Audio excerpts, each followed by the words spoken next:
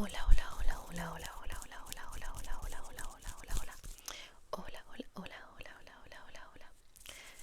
Hola, ¿qué tal estáis? Espero que estéis súper, súper, súper bien. Hoy voy a hacer este vídeo en soft spoken y vamos a hablar de una de mis santas favoritas a la que más devoción le tengo, que es Santa Gema Galgani. Santa Gema Galgani. Antes de nada quiero hacer una pequeña aclaración para todo el mundo que no sea católico y que no lo sepa. Al final es la historia de una persona pues, que ha sido influyente, que a día de hoy es muy bien recordada.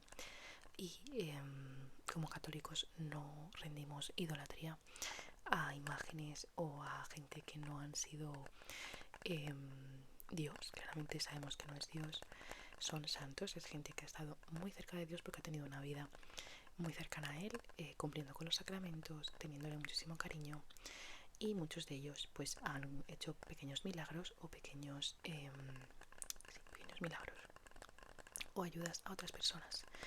Entonces nosotros como católicos les pedimos que recen por nosotros, o sea que intercedan por nosotros, pero no les rezamos directamente a ellos, sino que es como que le pides a un amigo tuyo que rece por ti.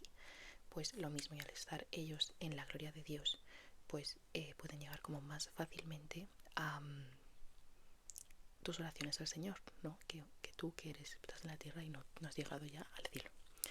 Entonces es como tener una pequeña autopista para tus oraciones. Y pues cada católico le tiene más devoción a unos o a otros o a ninguno. Es raro que no tengas devoción a ninguno. Y Santa Gema me ha acompañado toda mi vida, prácticamente.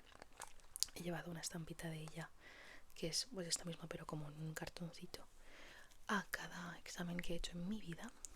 O sea, desde que tenía, pues no sé, 6-7 años, siempre. En la universidad lo sigo haciendo. Y toco madera, nunca he suspendido, siempre me ha ido muy bien, me he sentido muy acompañada. Y aparte de que es la patrona de los estudiantes, también es la patrona de los enfermos. Y tiene una vida muy interesante, que ahora os voy a explicar. He pensado en empezar una serie de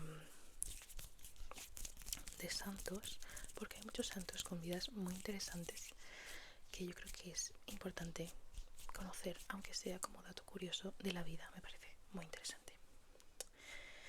Y voy a estar comiendo chocolate. Este chocolate me gusta muchísimo y es de caramelo y sal. Así que lo vamos a abrir, es de Lidl, por si alguien lo quiere. Y es muy sencillo, pero me gusta porque tiene como ese contraste entre oh, look at that. Perdonad, es que acabo de hablar en inglés con una persona y estoy pensando en inglés, así que tengo que cambiar.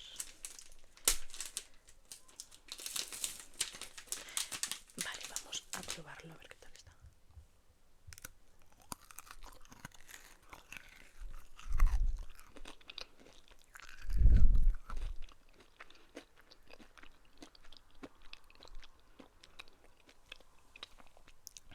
La verdad es que está bueno, está muy bueno.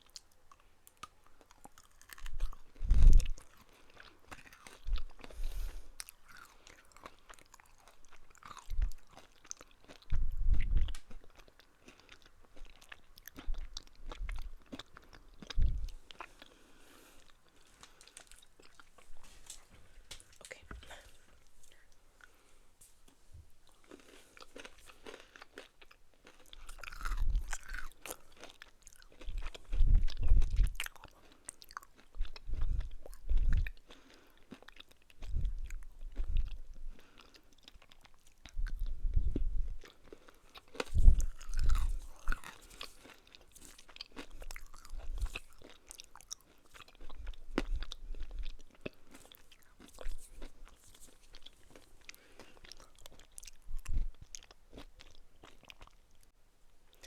Vale, antes de explicaros la historia, os quiero decir que en la Iglesia Católica, para llegar a ser santo, no es inmediato. Primero de todo, tienes que tener una vida que tiene que ser muy cercana a Dios, tienes que estar bautizado, haber hecho todos los sacramentos y aparte de ello, haber tenido algún testimonio o de algún milagro o de algo un poco significativo en tu vida. Entonces, cuando has fallecido, la gente que te conocía, que estaban a tu alrededor y conocían tu historia, tienen que llevarla a Roma, al Papa. Entonces se decide si sí o si no, y si sí se hace una beatificación, que es el paso previo a la santidad.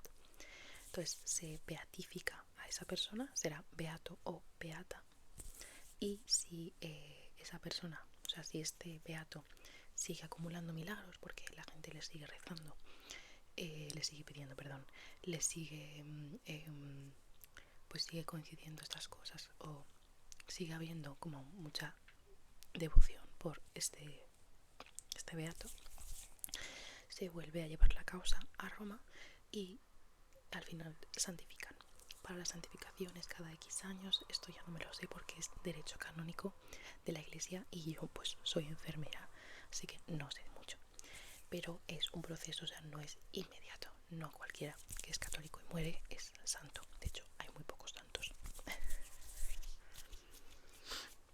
Me voy a contaros ya la historia. Vale. Bueno, Santa Gema Galgani nació en 1878 en Camigliano, un pequeño pueblo de la provincia de Lucca, en Italia. Es italiana. En el seno de una familia de condición muy modesta. El padre era farmacéutico y la madre era ama de casa. Gemma, o como se diría en italiano, y aquí también en Cataluña, Gemma, tuvo una infancia normal. El único momento normal de su vida, por desgracia. Ella fue a una escuela de Lucca, donde la familia se había mudado. Pero aquella normalidad fue alterada pronto por duras pruebas familiares, ya que en 1886, cuando Gemma solamente tenía 8 años, murió su madre con 39 años. En 1894 murió su hermano Gino, que era seminarista, con 18 años, seminarista que se estaba preparando para ser priest, un cura, que era seminarista, vale. Y 3 años después murió su padre, con lo cual se quedó huérfana. O sea, ellos eran una familia de 4, madre, padre, hijo y ella, ¿no? 2 hermanos.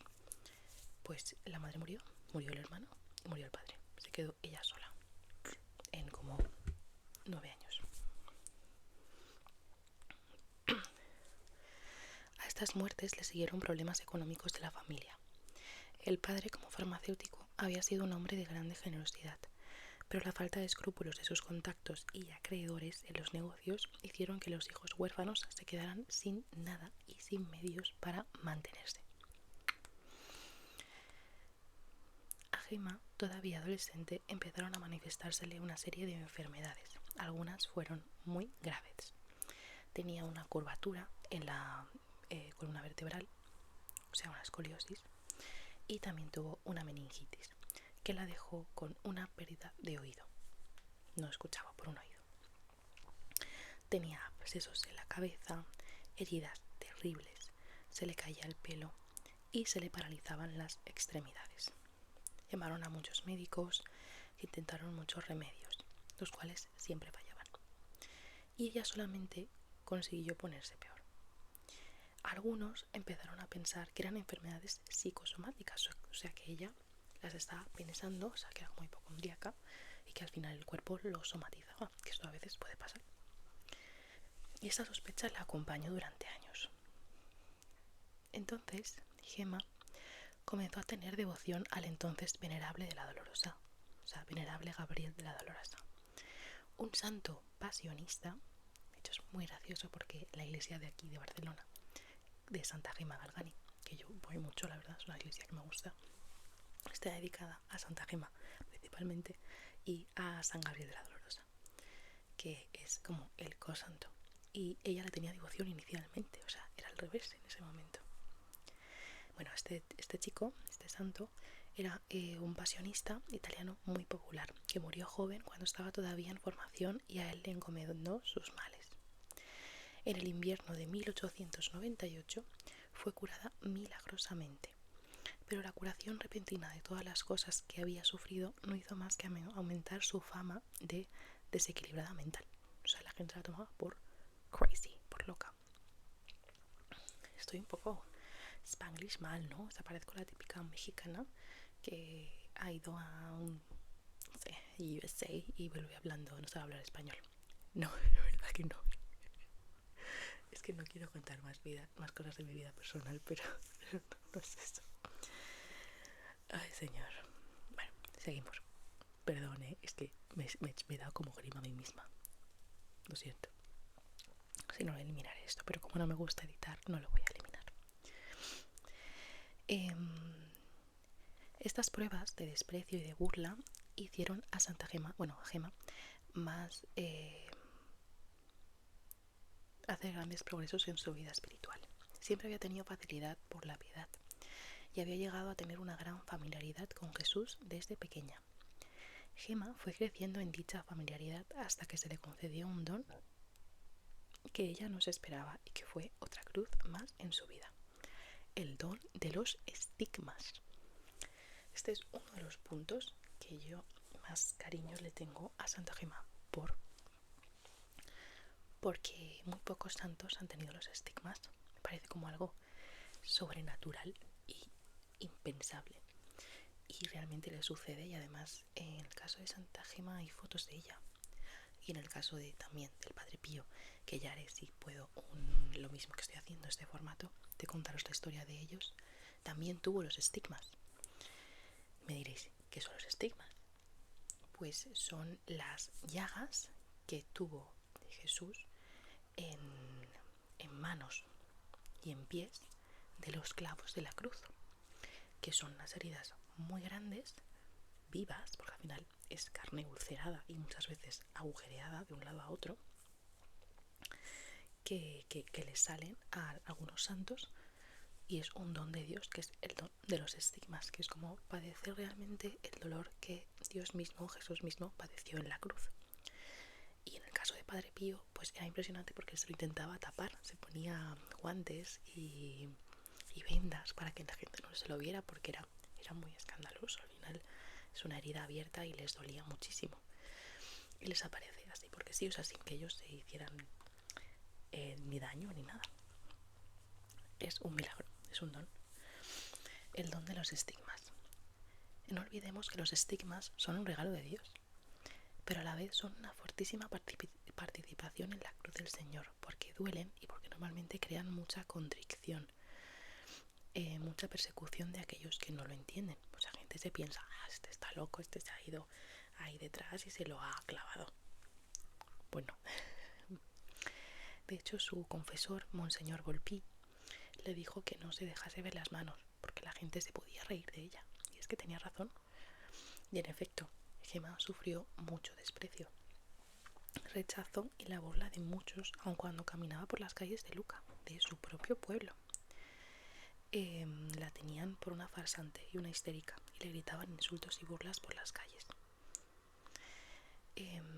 Gema poco a poco se iba acostumbrando a una vida de incomprensión, pues su mismo confesor, Monseñor Volpi, dudaba de la veracidad de los estigmas. No se lo creía del todo.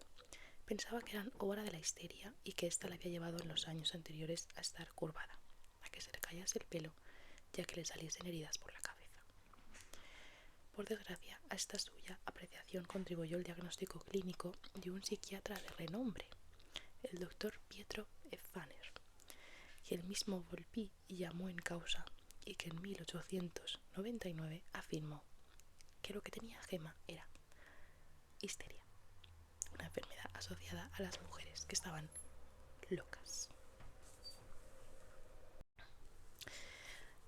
También los familiares de Gema, que sus tíos, primos, no la creían del todo, y en secreto la espiaban para ver si se autoinfligía, o sea, si se hacía daño, cosa que por supuesto no ocurría. Fue rechazada para la vida religiosa precisamente por esta fama, por la debilidad de su salud, y entonces dicen que en aquel momento ella afirmó: no me quieren en vida, me querrán después de muerta. O sea, ella tenía vocación para ser monja. Y dicho, intentó, y está documentado, entrar en los pasionistas, en ser monja. Y como tenía esta fama de histérica y de loca en el pueblo, le dijeron que no, que además como estaba muy enferma, que no iba a durar mucho, que no les era de provecho y que no, vamos, que no. Imagínate.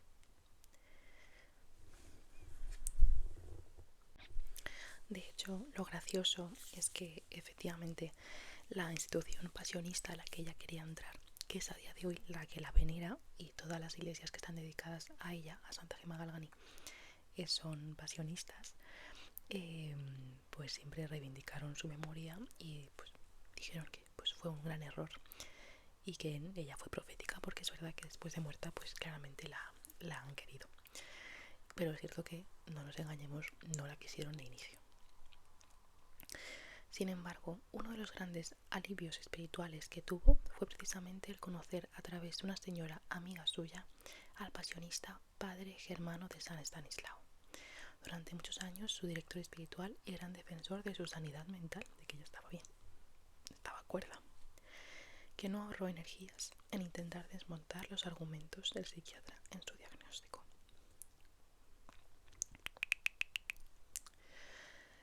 Mientras tanto, la enfermedad que había sufrido en la adolescencia se volvió a manifestar en 1902, y con ella también las sospechas de que estaba loca. Pero en esta ocasión volvió con más dureza, ya que frecuentemente vomitaba sangre. Sin embargo, su auténtico martirio, el más grande de todos, fue espiritual. Y esta es la parte que a mí me impresionó más cuando de niña me lo contaron. O sea, me quedé flipando. Era muy fuerte. Hemos hablado del sufrimiento de la familia, del físico, del moral, de ser despreciada por la gente del pueblo, incluso por gente de su familia, y el negársele el poder entrar a la vida religiosa. O sea, pobrecita mía, nada le estaba saliendo bien y era muy joven. Santa Gemma es que era muy joven y murió muy joven. Bueno, no lo voy a contar aún.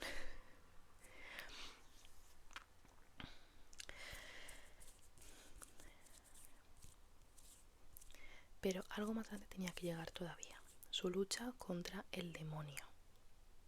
Luchó muchísimo contra el demonio. Afirman los testigos del proceso que el maligno se obsesionó con ella, por decirlo así, porque la santa no solamente se ofrecía como víctima por la conversación de los pecadores, sino que también con sus dones extraordinarios, sabiduría, consejo, discernimiento, conseguía la conversión de muchos. El demonio se ensañaba atrozmente contra ella, intentando que la expulsasen de la casa donde la tenían recogida por caridad los Giannini. Leemos cosas terribles de los ataques del maligno. Este atentaba contra su castidad, la golpeaba, la levantaba de la tierra, o sea, la elevaba, y la tiraba por tierra bajo el armario de su habitación. Se le aparecía abajo el aspecto de su ángel, o sea, se le aparecía como si fuera su ángel de la guarda, y en realidad era el demonio engañándola. Le llenaba la comida que comía diariamente de gusanos para que no la pudiera comer. O sea, era un martirio. O sea, esta mujer sufrió lo que no está escrito. Os lo podéis creer o no, pero bueno, es esto de la iglesia. Llegó incluso a ocurrir una cosa difícil de entender, un misterio que el Señor permite, y es que Gemma fue poseída por el demonio. Fue poseída por el demonio, según dijeron los expertos. Estuvo durante épocas poseída, de modo que escupía el crucifijo, sufría las contorsiones típicas de los poseídos y la lanzaba contra los objetos sagrados. El padre Pietro Paolo, provincial de los pasionistas, declaró en su proceso de canonización: recuerdo que un día me arrebató el rosario que llevaba en el cinto del hábito y me lo rompió en varios pedazos. También dice este mismo hombre que se la encontraba muchos días en tierra, en el suelo, llorando de lo mucho que sufría. Y es que, para quien no lo sepa, yo hablo aquí como si no fuerais católicos y no supierais un poco el concepto, porque a veces cuesta entenderlo sin contexto. En la Iglesia Católica hay un tipo de sacerdotes que son exorcistas, que al final lo que hacen es sacar los demonios de una persona que está poseída, que pasa muy pocas veces, pero a veces pasa. También puede haber una casa que esté poseída, pueden haber objetos poseídos. Y el demonio, contra lo que más atenta habitualmente, son sobre cosas religiosas, porque son opuestas, son santas, ¿no? Son Dios. Y le tiene especial terror al rosario. Entonces, pues en este caso, que ella rompiese un rosario era símbolo de que el demonio estaba dentro de ella, las tenía poseída. Giannini, que era la mujer de donde vivía ella, afirmó haberla visto como llena de golpes y en una ocasión la encontró como muerta, con la boca llena de baba. Ella misma contó haber visto algunas veces temblar su cama de modo violento. Una hija de estos señores, de los Giannini, tenía 12 años cuando una noche se quedó a dormir con ella para hacerle compañía. Se asustó tanto por los ruidos que oyó que nunca quiso volver a dormir con Gemma. Las personas que la cuidaban, cuando volvían por la mañana, la encontraban agotada, como si le hubiesen dado una paliza. Todo esto podría parecer exageraciones para meter miedo a las almas cándidas, si no constatasen bajo juramento en el sumario del proceso de canonización. O sea, para que a ti te puedan beatificar, o sea, canonizar. Es que no he dicho canonización, ¿verdad? No lo he contado, perdonad. Es canonización, beatificación y santificación. Son 3 procesos, perdonad que se me ha ido la olla. O corregidme si lo sabéis mejor en comentarios, ¿eh? Pero se hace un sumario en el que se toma testimonio de toda la gente que ha vivido con ella y que ha visto pues todo lo que pasaba. En modo prudente, el Papa Pío IX, al aprobar su heroicidad de sus virtudes, quiso que contase expresamente en el decreto la afirmación de la heroicidad. No suponía juicio alguno sobre el origen de aquellos hechos, o sea, se dio por bueno todo lo contado, o sea, no estaban inventándose nada.